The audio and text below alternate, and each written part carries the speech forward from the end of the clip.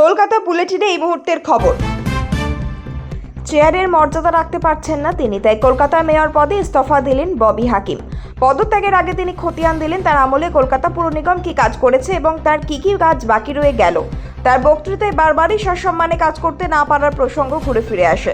রাজ্যে বিজেপি সরকার ক্ষমতায় আসার পর 3 জন বড় চেয়ারম্যান পদত্যাগ করেছেন। গতকালই ইস্তফা দিয়েছেন বিধাননগর পুর নিগমের মেয়র কৃষ্ণা চক্রবর্তী। এর আগে 2 জুন নিকাশি বিভাগের মেয়র পরিষদ পদে ইস্তফা দেন তারক সিং। তার পদত্যাগ নিয়ে ফিরহাদকে প্রশ্ন করা হলে তিনি ইঙ্গিতপূর্ণ মন্তব্য করেছিলেন, আমরা একটা গ্রুপের, যা করি একসঙ্গে করি। সেই জল্পনাই সত্যি হলো। তৃণমূল সুপ্রিমোর সম্মতিক্রমে তিনি কলকাতা পুর নিগমের মেয়র পদে ইস্তফা দিলেন। মেয়র থাকাকালীন যে চ্যালেঞ্জগুলির মুখোমুখি তিনি হয়েছেন সেই প্রসঙ্গে ফিরহাদ বলেন, আমাদের নিশ্চিতভাবে সবচেয়ে বড় চ্যালেঞ্জ ছিল কোভিড। সেই সময় মানুষের প্রতি কলকাতা কর্পোরেশনের প্রতিশ্রুতি রক্ষা, কোয়ারেন্টাইনের ব্যবস্থা আর কি রোগ সেটা নির্ণয় করা। আমাদের কর্মচারীরাও সব জঞ্জাল পরিষ্কার করেছেন। কলকাতার মহানগরিক হিসেবে তিনি প্রথম কোভিডের ট্রায়াল ভ্যাকসিন নিয়েছিলেন। এই প্রসঙ্গে ফিরহাদ বলেন, এরপর আরেকটা সমস্যা এলো। কলকাতায় ভ্যাকসিন এলো কিন্তু ভ্যাকসিনের ট্রায়ালটা হচ্ছিল না। আমাকে নেওয়ার জন্য বলা হয়েছিল। কলকাতার মানুষকে বাঁচাতে আমি প্রথম ট্রায়াল ভ্যাকসিন নিজের দেহে নিয়েছিলাম। কোভিড অতিমারির সময় 2020 সালের 20 মে কলকাতার উপর দিয়ে বয়ে গিয়েছিল ঘূর্ণিঝড় আমফান। সেই ঝড়ে লণ্ডভণ্ড হয়ে গিয়েছিল পুরো কলকাতা। এই প্রসঙ্গের অবতারণা করে ফিরহাদ বলেন, এরপর আমফান বড় চ্যালেঞ্জ ছিল। প্রত্যেক কর্মীকে ধন্যবাদ জানাই। আমফানের 3 দিনের মধ্যে কলকাতা প্রায় পরিষ্কার হয়ে গিয়েছিল। একরকম প্রচুর চ্যালেঞ্জ ছিল। আমি মেয়র কালে ঠিক করে কলকাতার মানুষের পাশে দাঁড়ানোর চেষ্টা করেছি। বড় পদক্ষেপ ছিল টক টু মেয়র। ধর্ষণ, তোলাবাজি, খুনের হুমকির অভিযোগে গ্রেপ্তার তৃণমূল নেতা। ধৃতের নাম সতীশ সাউ। বৃহস্পতিবার রাতে তাকে কলকাতা তিলজোড়া থানা থেকে গ্রেপ্তার করা হয়। তাকে গ্রেপ্তার করে তারকেশ্বর থানার পুলিশ। যদিও সমস্ত অভিযোগ অস্বীকার করেছেন ধৃত সতীশ সাউ। বছর 34-এর এই তৃণমূল নেতার বাড়ি হুগলি তারকেশ্বর পুরসভার 7 নম্বর ওয়ার্ডে। তিনি তারকেশ্বরের প্রাক্তন বিধায়ক তৃণমূলের রামেন্দু সিংহের ঘনিষ্ঠ বলে এলাকায় পরিচিত। বিধায়কের সঙ্গে ভালো সম্পর্কের সুযোগ নেই তিনি এলাকায় দাপট দেখাতেন বলে অভিযোগ। এছাড়াও 2021 সালের বিধানসভা নির্বাচনের পরে তার বিরুদ্ধে ধর্ষণ, তোলাবাজি, খুনের হুমকি দেওয়ার অভিযোগ উঠেছিল। স্থানীয়দের দাবি, শাসক দলের নেতা হওয়ায় সতীশ সাউয়ের বিরুদ্ধে কোনো অভিযোগ করতে পারেনি। এবার বিধানসভা নির্বাচনে মূল হারতেই পুলিশের কাছে অভিযোগ জানানো হয় সতীশ সাউয়ের বিরুদ্ধে। পুলিশ এই নিয়ে মুখ খুলতে চায়নি। তবে পুলিশের একটি সূত্র থেকে জানা গিয়েছে, গত 4 মে ভোটের ফল প্রকাশের পরই এলাকা ছেড়ে চলে যান সতীশ সাউ। অভিযোগ পাওয়ার পর তার সন্ধানে তল্লাশি শুরু করেন তদন্তকারীরা। বৃহস্পতিবার রাতে কলকাতা তিলজলা থেকে তাকে গ্রেফতার করে তারকেশ্বর থানার পুলিশ।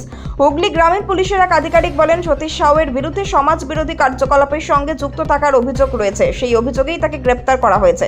রাতে তাকে তারকেশ্বর থানায় নিয়ে আসা হয়। শুক্রবার সকালে তাকে থানা থেকে নিয়ে যাওয়া হয় চন্দননগর আদালতে। থানা থেকে কোমরে দড়ি পরিয়েই তাকে বাইরে আনা হয়। তারপর গাড়িতে তোলা হয়। চন্দননগর গাড়ি করে নেমে তাকে কোর্ট লকআপে নিয়ে যাওয়ার সময় তার কোমরে দড়ি পরানো ছিল।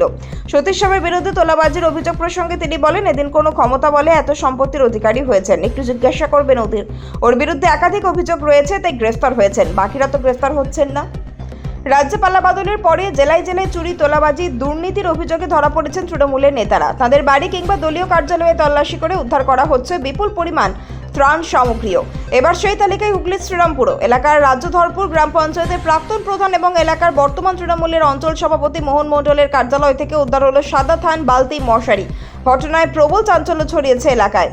বিশ্ব পরিবেশ দিবস উপলক্ষে শুক্রবার হুগলির শ্রীরামপুরের রাজ্যধরপুর গ্রাম পঞ্চায়েত এলাকার শিমলা কালীতলা এলাকায় একটি গাছ নামে নামাঙ্কিত এক অনুষ্ঠান চলছিল। সেই সময় স্থানীয় বিজেপি কর্মীরা দেখেন তৃণমূলের ওই কার্যালয়ে প্রচুর সাদা থান, মশারি, বালতি, খাট, বিছানা মজুত করা হয়েছে। এমনকি ভিতরে চাল এবং কম্বল রয়েছে বলে দাবি করেন বিজেপি কর্মীরা। এই বিপুল পরিমাণ জিনিস তৃণমূল কার্যালয়ের মধ্যে মজুত হয়ে থাকতে দেখে এলাকায় উত্তেজনা ছড়ায়। কার্যালয়ের সামনে বিক্ষোভ দেখান বিজেপি স্থানীয় কর্মীরা। বিধানসভার কার্যপ্রণালীতে স্বেচ্ছাচারের অভিযোগে প্রায় জলভাত হয়ে উঠেছিল পশ্চিমবঙ্গে। খোদ স্পিকারের বিরুদ্ধে বারবার পক্ষপাতিত্বের অভিযোগ উঠত। বিরোধী দলের আনা প্রস্তাবই গ্রহণ না করা, বিরোধী দলনেতাকে বারবার অধিবেশন থেকে সাসপেন্ড করা, বিরোধী দলের কোনো বক্তব্য মুখ্যমন্ত্রীর জন্য অস্বস্তিকর হলেই তাকে কার্যবিবরণী থেকে বাদ দেওয়ার নির্দেশ। গত 15 বছরে এই ছবি পরিচিত হয়ে উঠেছিল পশ্চিমবঙ্গের বিধানসভায়। কিন্তু সেই জমানাকে ইতিহাসে পাঠিয়ে বিধানসভার যাবতীয় কাজকর্মে স্বচ্ছতা সুনিশ্চিতকরণের পদক্ষেপ করা হলো। কেন্দ্রীয় সরকারের সঙ্গে মৌ স্বাক্ষর করে জাতীয় ই-বিধান অ্যাপ্লিকেশন নেওয়া ব্যবস্থায় সামিল হলো পশ্চিমবঙ্গ। এতদিন কোনো এই ডিজিটাল মঞ্চে পশ্চিমবঙ্গ ছিল না, তার সদুত্তর প্রাক্তন শাসক দলের কাছে নেই। বছর পাঁচেক আগে প্রধানমন্ত্রী সেই অনুরোধ লিখেছিলেন। 2021 সালের শেষ থেকে হিমাচল প্রদেশের সিমলায় আয়োজিত হয়েছিল all India presiding officers conference. Modi সেই সম্মেলনে ভার্চুয়াল মাধ্যমে উদ্বোধন করেন। দেশের সংশোধক বা রাজ্যের আইনসভা কাজকর্মের স্বচ্ছতা সুনিশ্চিত করতে এবং জনসাধারণের সামনে সেই আইনসভার কাজকর্মের পুঙ্খানুপুঙ্খ তথ্য পাওয়ার সুযোগ রাখতে এই ব্যবস্থা তৈরি হয়েছে বলে তিনি ব্যাখ্যা করেছিলেন। শুধু তাই নয়, নেভা অ্যাপের মাধ্যমে সাংসদ বা বিধায়করা নোটিশ জমা দেওয়া, প্রশ্ন জমা দেওয়া, প্রস্তাব আনা সহ বিভিন্ন কাজ ডিজিটাল মাধ্যমে করতে পারেন। তাই এই ব্যবস্থা চালু হলে আইনসভাগুলিতে কাগজের ব্যবহারও উল্লেখযোগ্যভাবে কমে যাবে বলে প্রধানমন্ত্রী উল্লেখ করেছিলেন। এই পরিবেশ বান্ধব প্রকল্পেই সব আইনসভাকে যুক্ত হতে বলেছিলেন, কিন্তু গত 5 বছর ধরে পশ্চিমবঙ্গ সরকার বা বিধানসভা প্রধানমন্ত্রী সে আহ্বানে সাড়া দেওয়ার প্রয়োজন বোধ করেনি। রাজ্যপালা বদলের পরে 1 মাস কাটতে না কাটতেই পশ্চিমবঙ্গ বিধানসভা সেই উদ্যোগের অংশ হলো। সামাজিক প্রকল্পের কাজ খতিয়ে দেখতে গিয়ে বিজেপি কর্মী সমর্থকদের চরম ক্ষোভের মুখে পড়লেন হারোয়া তৃণমূল বিধায়ক আব্দুল মাতিন। তাকে লক্ষ্য করে চোর চোর স্লোগান উঠল। পরিস্থিতি এমন পর্যায়ে পৌঁছয় শেষ পর্যন্ত পুলিশ ও কেন্দ্রীয় বাহিনীর কড়া পাহারায় কোনো রকমে এলাকা ছাড়তে বাধ্য হন বিধায়ক। এই ঘটনাকে কেন্দ্র করে উত্তর 24 পরগনার বসিরহাট মহকুমার হারোয়া বিধানসভার রামচাকি গ্রামে ব্যাপক উত্তেজনা ছড়িয়ে পড়ে। স্থানীয় সূত্রে জানা গিয়েছে, হারোয়া ব্লকের গোপালপুর 1 নম্বর গ্রাম পঞ্চায়েতের রামচাকি গ্রামে একটি সরকারি সামাজিক প্রকল্পের কাজের অগ্রগতি পরিদর্শনে গিয়েছিলেন বিধায়ক আব্দুল মাতিন। বিধায়ক গ্রামে পৌঁছতেই স্থানীয় বিজেপি কর্মী সমর্থক এবং সাধারণ মানুষের একটি বড় অংশ তার গাড়ি ঘিরে ধরে বিক্ষোভ দেখাতে শুরু করেন। চারদিক থেকে বিধায়ককে লক্ষ্য করে চোর চোর স্লোগান দেওয়া হয়। পরিস্থিতি উত্তপ্ত হয়ে ওঠে। এই বিক্ষোভে বিধায়কদের নিরাপত্তা রক্ষীরা হতভম্ব হয়ে পড়ে। বিক্ষোভে সামিল স্থানীয় বাসিন্দা দেবী মণ্ডল ক্ষোভ উগরে দিয়ে বলেন, রামচাকি গ্রামে একটি স্কুলের মিটিং চলছিল।